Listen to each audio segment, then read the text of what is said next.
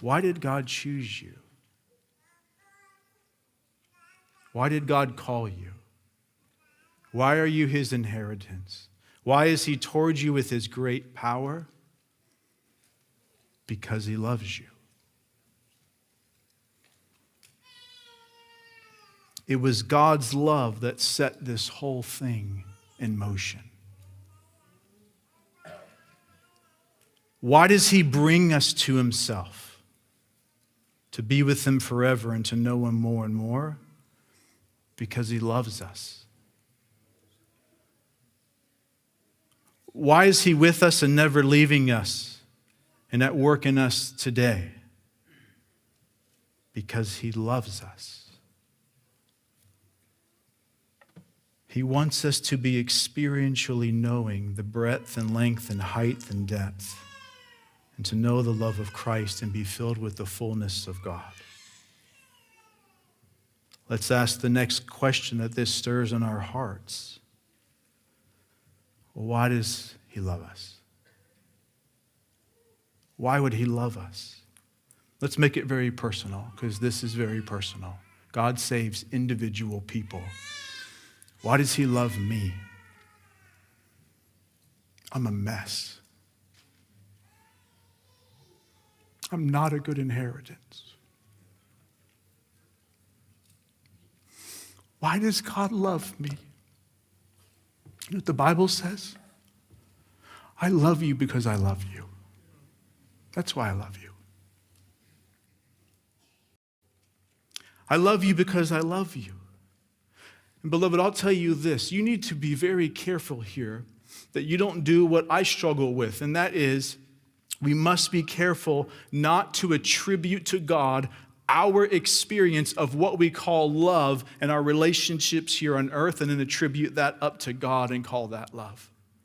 Because nearly everything you and I experience on earth in the name of love is performance-based.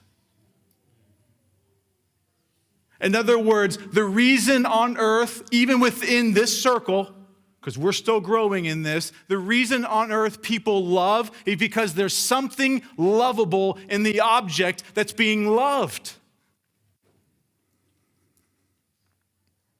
Even in relationship. You've seen the struggles that we have in our churches, right?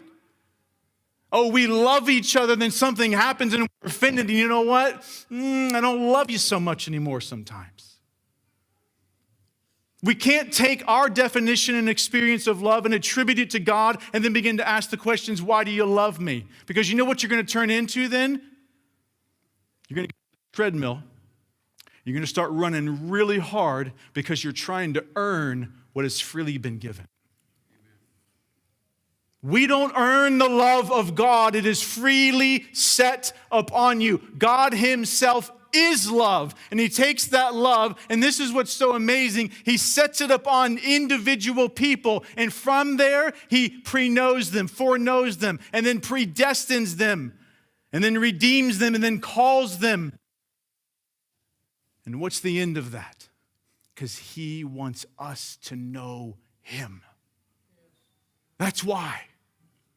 When you love someone, you want the very best thing for them. And I want you to know this. The very best thing is God himself. It's not what God can give me. It's God giving of himself to you. God's love for you is not performance-based. I love foreknowing being in eternity past. I love that. You know why? Because it was before I had done anything good or evil. This one, I love.